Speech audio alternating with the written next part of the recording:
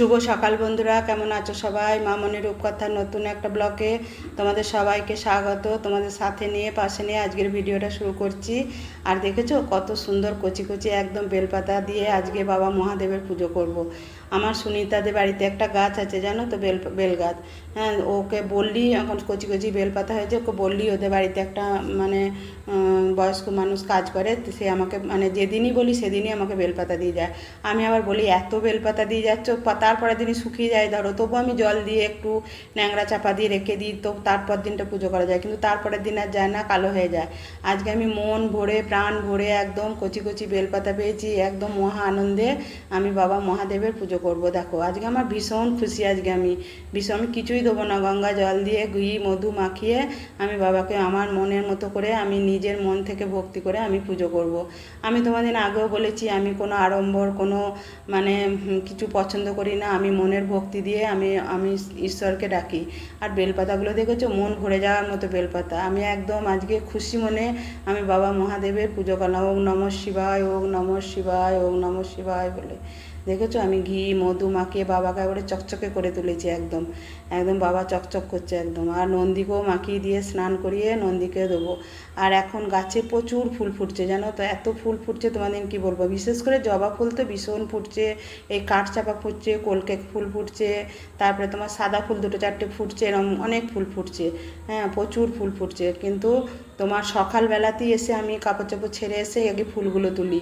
বেলা হয়ে গেলে দেখবে ফুলগুলো তখন ফুটে যায় তো আর তুলতে ভালো লাগে না, কিন্তু দেখবে ফুলগুলো যখন একটু মানে করা থাকে তখন তুলতে ভীষণ ভালো লাগে।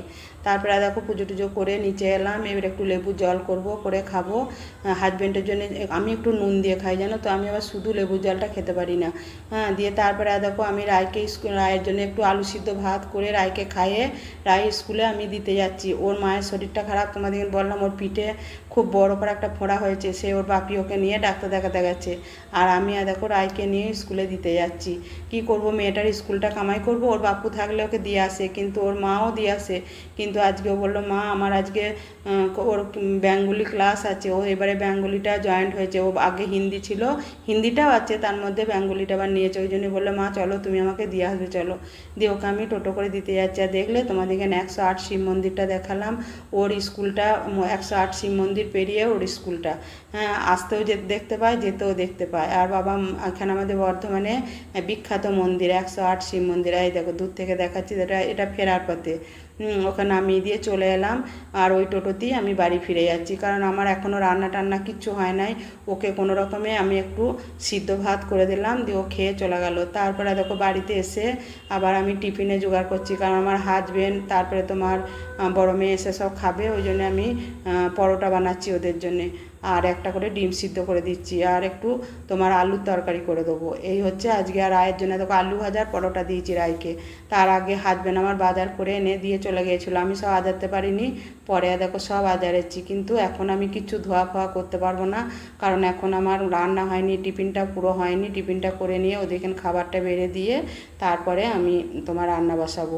তারপরে এগুলো আমি ধুয়ে রেখে দিয়ে আমি সেই জলটা ঝরে যাবে, তারপরে আমি ওইগুলো মানে ফ্রিজে ভরবো। আর এখন তো আমি ফ্রিজে কিভাবে রাখি তোমাদেরকে দেখালাম, যে ফ্রিজে আমি কিভাবে রাখি। এখন আর কোটোয় কোটোয় রাখি না, এখন একটা টাওয়াল দিয়ে দিয়েছি, দিয়ে রেখে টাওয়ালটা এপার ওপার চাপা দিয়ে দিই, বেশ সবজিগুলো খুব ভালো থাকে জানো তো, আর অনেক সবজি ধরে। আর কোটোয় কোটো রাখলে কী হবে বলো তো, অনেক সবজি ধরে না। যেটা দেখি কোটোর মধ্যে রাখার, যেমন লঙ্কাটা রাখি, ধনেপাতা আনলে রাখি, টমেটোটা রাখি, এগুলো আমি কোটোয় কোটোয় রাখি। আর পরোটা করতে জানো তো ভীষণ দেরি হয়, একটা দুটো করে করতে হয় তো, ওই জন্য অনেকটা দেরি হয়ে যাচ্ছে। আর আমি আজকে পরোটাটা সর্ষের তেলে বানাচ্ছি জানো তো, মানে রিফাইন তেলে বানাচ্ছি না। আমার আবার রিফাইন তেলে লুচিটা ছাড়া কিচ্ছু খেতে ভালো লাগে না, আমার সর্ষের তেলের পরোটা খেতে ভীষণ ভালো লাগে, হাজব্যান্ডও খুব ভালোবাসে। তারপরে তোমাদের এখানে বলেছি মিস্ত্রির কাজ হচ্ছে ঘরে, সে তো একটা মানে বাড়তি কাজ আছে, ওরা এত ধুলো উড়ুচ্ছে, সব ঘষছে, পটি হচ্ছে পুরো গোটা দেওয়ালে, মানে সেই সব ঘষছে, ধুলো আসছে, কিছু করার নাই, কি করব বলো। ঘরে কাজ করতে হলে তো একটু নোংরা ঘর হবেই, কিচ্ছু করার নাই। আর দেখো টিফিনটা হয়ে গেছে, চলো হাজব্যান্ডকে দিয়ে চলে আসি, দিয়ে তারপরে আমি খাবো। মেয়েকেও দিয়ে দিই, দিয়ে আমি খাবো, খেয়ে তারপরে আমি রান্না বসাবো। কারণ আমি সকালবেলা একটু চা খেয়েছি শুদ্ধ, আর কিচ্ছু খাই নাই। পুজো টুজো করে এসে মানে কিছু খাওয়ার মতো সময়ই পাইনি। তারপরে দেখো টিফিনটা খাওয়ার পর এই যে আমি সবজি কাটতে বসে পড়েছি। আর আজকে আমি মেজেই বসে সবজি কাটছি, জানো তো। আর দাঁড়িয়ে দাঁড়িয়ে কাজ করতে পারছি না, হাঁটুতে ভীষণ ব্যথা, ভীষণ ব্যথা, চলতে পারছি না, এরকম এত ব্যথা।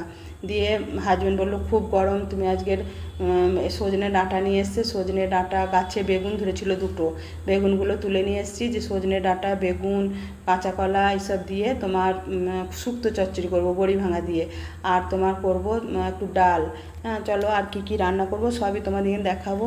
আর তোমার বড়ি দেখো ভেজে নিয়েছি বড়িটা, আর এধারে তোমার বেগুনটাও ভেজে তুলে নিয়েছি, আর এধারে কাঁচা কলা আর আলুটা দিয়েছি। এটা ভালো করে কিন্তু এই তরকারিটা আমি এক ফোঁটা জল দেবো না, কারণ এটা জল দিলে খেতে ভালো লাগে না। আর চন্দ্রমুখী আলু তো একটু লবণ দিয়ে কষতে কষতেই দেখবে সিদ্ধ হয়ে যায়, কাঁচা কলা তো এমনিই সিদ্ধ হয়ে যায়। আর ডাঁটাটা বরঞ্চ আমি একটু নুন জল দিয়ে একটু ভাপিয়ে নিয়েছি, তাহলে ডাঁটাটা খেতে ভালো লাগবে। সকাল থেকে প্রচণ্ড ব্যস্ত। আর কীরকম মেঘ করেছে দেখো, প্রচুর মেঘ করেছে, মনে হচ্ছে এক্ষুনি ঝড় উঠবে যেন। আর সকালবেলা আমার রায় আজ স্কুলে গেল, রায়ের জন্যে টিফিন পরোটা আর আলু ভাজা করে দিলাম, আমরাও আলুর তরকারি আর পরোটা খেলাম টিফিন। আর কি রান্না করছি দেখো, চলো তোমাদের দেখাই গা। আর দেখো 2 পিস, এক পিস লেজা মাছ ছিল, চুনো মাছ, এটা টক করব। এই যে তেঁতুল ভিজিয়ে রেখে দিয়েছি, পুরোনো তেঁতুল। আর এই ধারে হচ্ছে তোমার শুক্তো চচ্চড়ি, মানে আমার বাড়ির যেটা সবাই খেতে ভালোবাসে, এটা কাঁচা কলাটা আর আলুটা ভাজছি। হ্যাঁ, আর এই ধারে তোমার দেখো বেগুন আর এই যে বড়ি ভেজে রেখে দিয়েছি, এই দুটো দেবো। এখনো মশলাটা ভাজা হয়নি, মশলাটা ভাজবো। আর দেখো তোমার উচ্ছেটাও ভেজে রেখে দিয়েছি, এই যে উচ্ছেটাও ভেজে রেখে দিয়েছি। চলো তাহলে এটা করে নিই। আর মাছটা ভাজা হয়ে গেছে, মাছ কাটা তুলে নিয়ে তেঁতুলের পালটা দিয়ে দেবো।